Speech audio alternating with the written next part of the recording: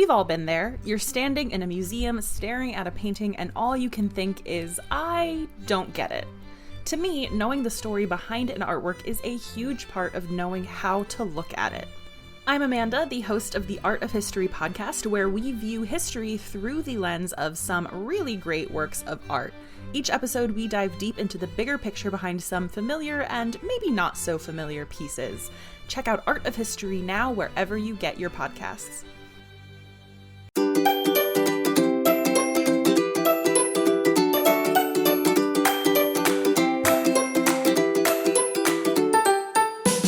Hello, Culture Kids! Welcome to our episode! My name is Asher, and I am your host, along with my mom, Kristen. Hello. Let's dive into our delicious episode today. We love to eat this cuisine when we have large gatherings with friends, and it comes from a special place in our home country, the United States of America. USA! It's savory, sweet, filling, full of flavor, and it's so delicious, and it can melt in your mouth. Asher, could you introduce this cuisine? Texas BBQ!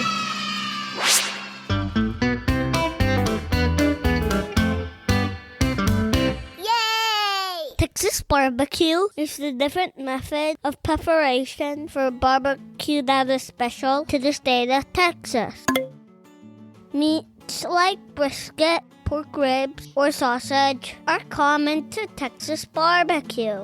But the beef brisket is possibly the most beloved barbecue meat in Texas. There are also side dishes that are usually served with the meat. Kind of like Korean barbecue when we have panchans. Oh yeah. And panchans in Korean mean side dishes. Texas is the United States' second largest state. The Texas name comes from a Caddo Indian word, techa, which means friend. The capital of Texas is Austin, which is also known to be the live music capital of the world. At one time in history, Texas used to be its own country. From 1836 to 1845, Texas was an independent nation. It is also known as the Lone Star State. But later in 1845, Texas joined the Union of the United States. But the nickname Lone Star State still lives on to remember the independent spirit of Texas.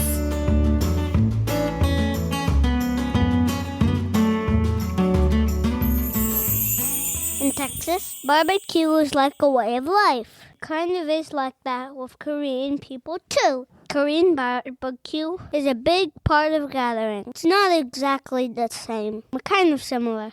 Absolutely. Just like we always say, even though every family and every culture is different, we can always find things that are similar in other people's cultures that we can relate to.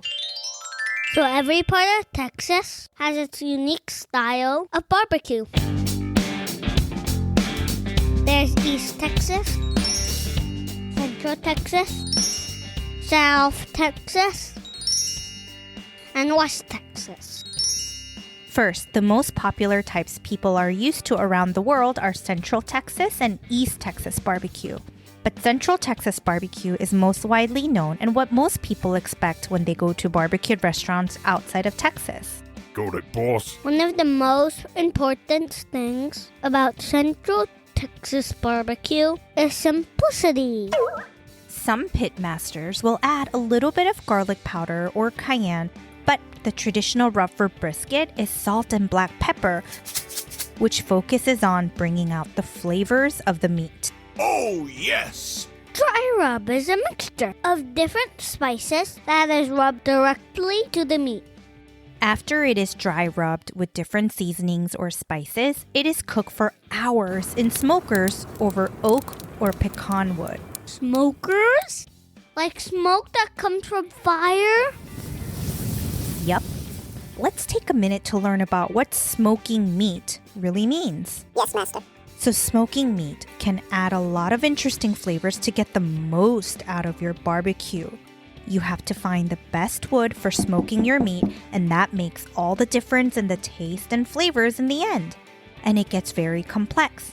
Not only does the type of wood make a difference, but how the wood is cut and shaped can make a difference in the taste too. So different wood makes different tastes. Once the meat is in the smoker, it can cook up to 12 to 20 hours. That's a really long time. Central Texas barbecue involves cooking over indirect heat. Indirect smoking is using lower temperatures rather than placing the heat directly underneath the meat. So barbecue is not like grilling. No. Yes, because for grilling you use direct heat. By putting the meat right on top of the heat.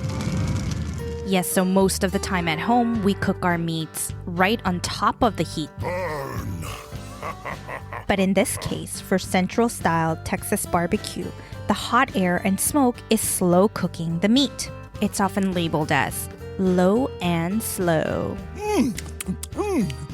So this style of barbecue is really focused on the flavors of the meat, so sauce is served on the side and it is not as important. Some would agree that it sort of ruins the flavors of the meat. Yeah, it's like a dip. I like mine with sauce though. Mommy usually likes to appreciate the true flavors of the meat, so I'll hold off on the sauce.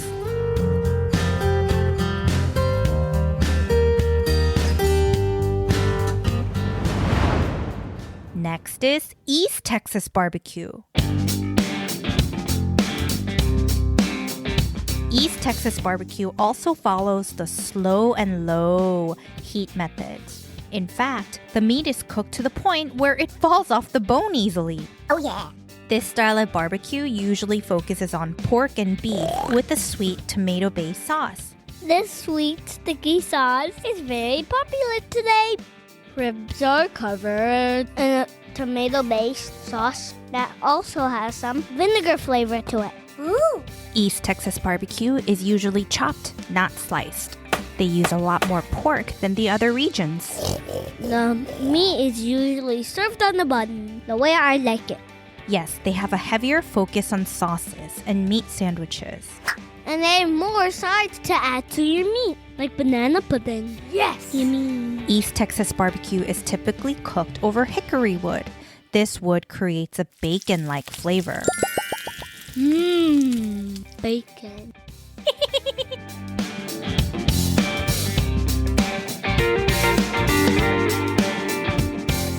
Next, South Texas barbecue. South Texas barbecue is mostly influenced by Mexican cuisine. The southern style is very similar to barbacoa, which is a Mexican style used for beef, lamb, and goat. Some of the sauces and rubs used in South style barbecue uses chilies, cumin, garlic, and other spices. And the barbecue is often served with tortillas, beans, rice, and salsa. A traditional way to cook the barbacoa is in a pit dug when lined with stones and bricks, and a large mesquite fire is started on the bottom. It is now quite hard to find restaurants that cook in this traditional style even in south of Texas. I could see why it's so much work. Phew. That sounds so cool. Reminds me of a Fijian rover we talked about in one of the first episodes. Oh, yeah.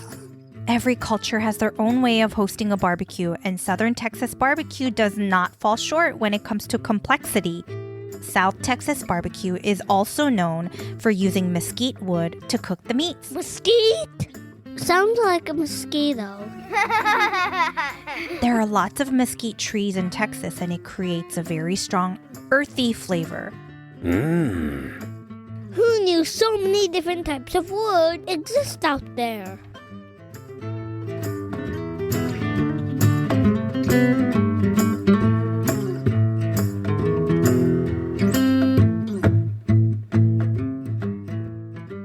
And lastly, West Texas barbecue.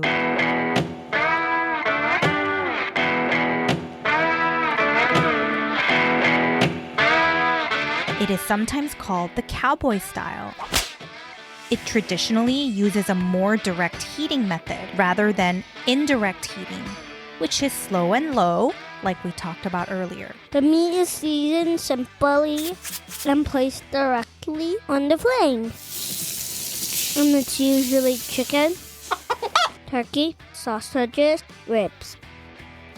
Mesquite wood is also typically used for the Western style, and because they are not using the low and slow method, the cooking time is faster since they are using direct heat. Yeah!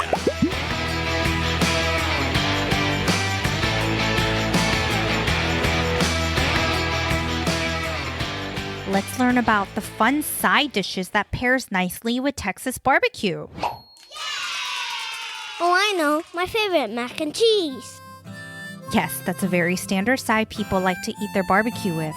But traditionally, Texas barbecue used to be served with plain white bread and maybe some onions, maybe some pickles. But nowadays, our family's personal favorites are mac and cheese, baked beans, collard greens, and Mommy likes coleslaw. I do, but that's not one of Asher's favorites. Texas barbecue sides can also include green beans, potato casserole, cream corn, hush puppies, and more. Desserts might include banana pudding, peach cobblers, or pecan pies.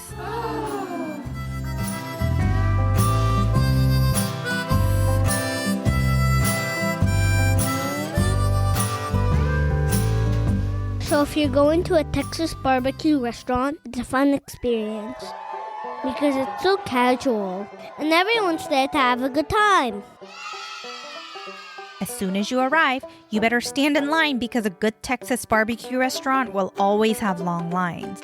Then you order the meat you want by the pound. The meat is usually served on a metal tray on butcher paper. There's no plates. Then you go and order your sides, but it's recommended that you get the bigger sizes to share with your family or friends. That way everyone can try some together. And if you're dining at a Central Texas barbecue restaurant, they might not have many sauce options. But if you really need the sauce, then fine, you can have them on the side.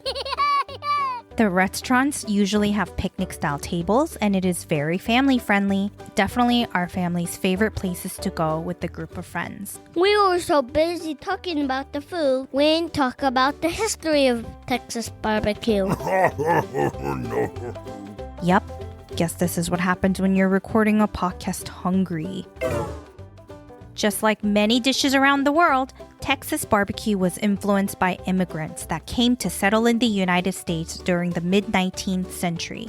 The immigrants were from Germany and Czech, and they brought over the butcher shops. And since this was a time before refrigerators were invented, whenever there was meat they couldn't sell, they would smoke the leftovers as a way to preserve it. And people liked it so much, it became very popular, and the rest is history.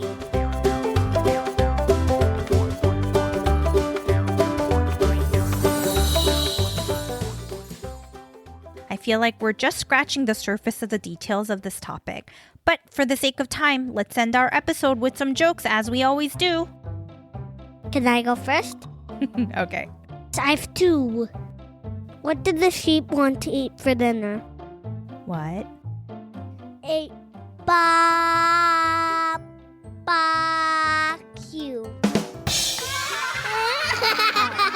Barbecue. Oh, like a barbecue, but barbecue. Got it. Okay. So you have another one? Go, go, go, go! What did the waiter say to the family at the barbecue restaurant? What?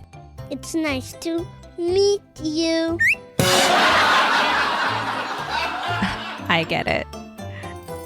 Okay. My turn. Okay, go. What do you call a robber who steals your lunch off the grill? What?